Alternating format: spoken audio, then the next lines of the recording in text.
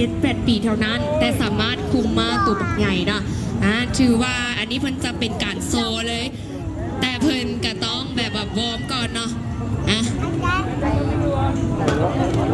โอ้เนาะสงสัยมากนี่คิดได้ไงไปสอบแล้วเนาะอ้อมมาอีกทุ่งลาวโซน3จัดไปสี่เก่งหลายเพื่อนว่าตัวน้อยๆคัน MC นี่โดดพัดบกขามซ้ำขนาดบริเซมาเนาะเป็นโซนโดดโทษนะและเพื่อนโดดนี่มันเป็นธรรมดาเลยเนาะ80 เซนไหนถือว่ากลับมาอีกนะโค้งสุดท้ายโค้งที่8อีกรอบหนึ่งเพื่อนว่า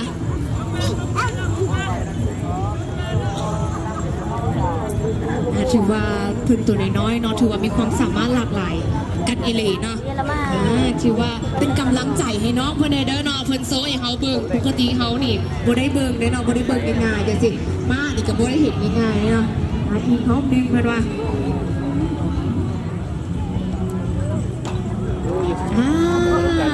แล้ววนมาอีกโค้งโค้งที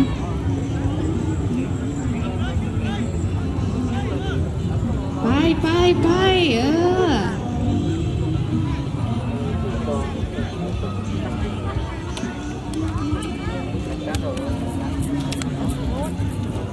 โอ้ยเก่งหลายเนาะต้องทุกครั้งนี่ต้องอยากให้ตบมือให้น้องชมพูเป็นกำลังใจเพื่อนเนาะให้น้องน้อยเพื่อนแน่เนาะเก่งหลายอายุเพียงเท่านี้มีความสามารถหลากหลายกันเลยผ่านไปแล้วเนาะรอบหนึ่งนะ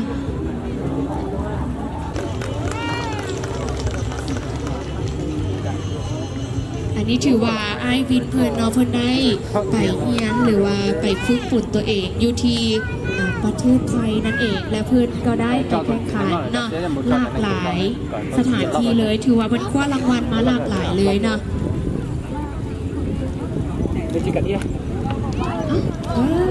เอ็มซีนี่ก็ลุ้นตลอดค่ะลืมเมาส์ใส่ใหม่เราไม่เคยเห็นนะไปโซนที่2แล้วเนาะกลับมาอีกเนาะที่ทุ่งลาวนั่นเอง1 2 3เนาะคุณเป็นต้องไก่เพชรว่าคิดเนาะหรือไปอันนี้เป็นกาแล็กซี่MC นี่ก็ต้องสูงมากหลายตัวอันนี้เป็นตัวเล็กตัวหลักเลยที่แตกต่างกันอันนี้แบบซอฟๆเนาะก็จะมีหลายพวกผิวเนาะ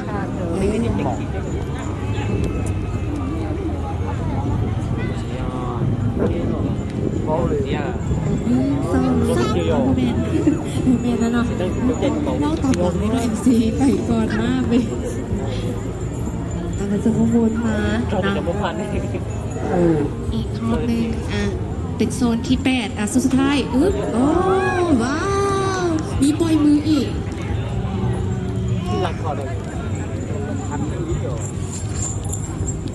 คิดว่า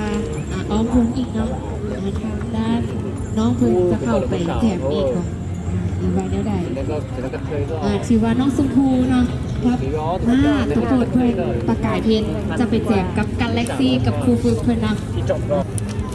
那时候的那个的士的，然后要背景有公呀，背景有彩虹，每是หนึ่งมั่วความสามารถก็ใช้มั่วแบงค์สื่อเลือกเกี่ยเลยนะเราอย่าไปจุ่มหยิบห้องยกกันเนาะคือเขียนทรงตาเชียนทอนะอายุในเมซื้อหล่อสายเตียเนี่ยอีตัวมีหยดไทยห้องนะมั่วแบงค์สื่อเลือกเกี่ยนะมั่วแบงค์สื่อเลือกเกี่ยอย่าอีตัวมีหยดไทยห้องnó giờ bên bóng người tiền tu bây giờถ้าตูเนี่ยเราจะรู้ได้ถึงหล่อผู้ย่อเนอะใจหนึ่งเทียนนอย่อใจหนึ่งเทียนนอ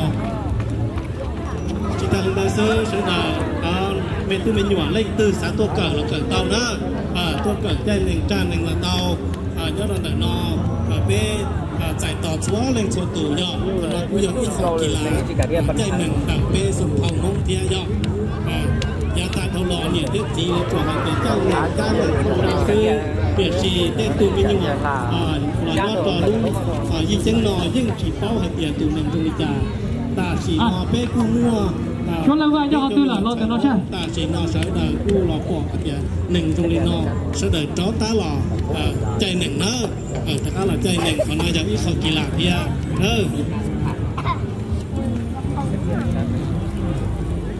สุดท้าย1 2 3เฮ้ยหุ่นตัวเก่งหลายเนาะตบมือสมใจเพื่อนนี่นะ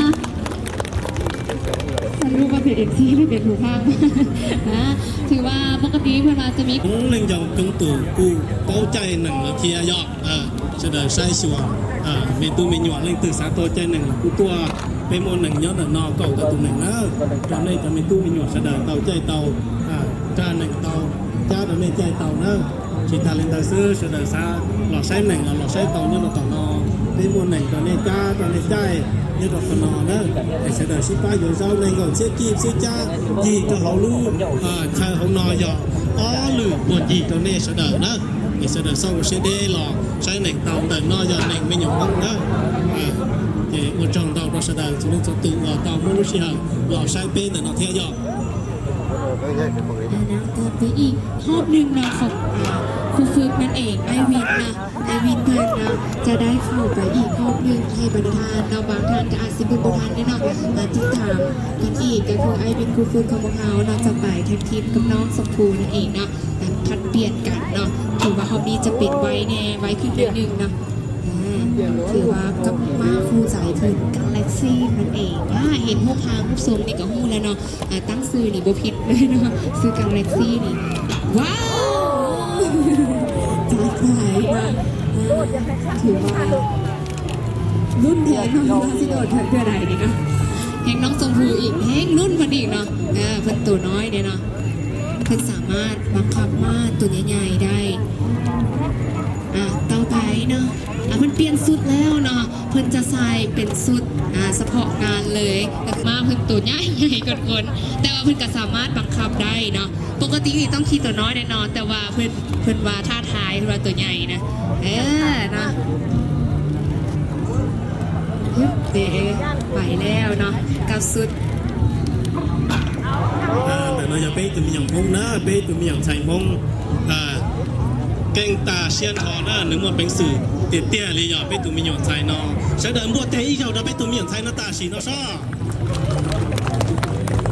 บวชจังเราเสด็จนะเราอยากตัวมีอย่างพงเดือเป้รู้ว่าน้องของชาวเพียงนะน้องใช้ตาเลนตาซื้ออีตูนใส่กู้มาเป็นสื่ออีอย่างเลยตู้เทียนะเสด็จ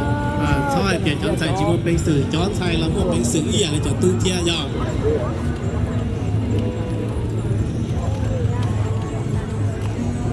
ชื่อว่าเพิ่นกับพี่อีกนึงเนาะอนาคตของชาติได้นี่เพิ่นยัง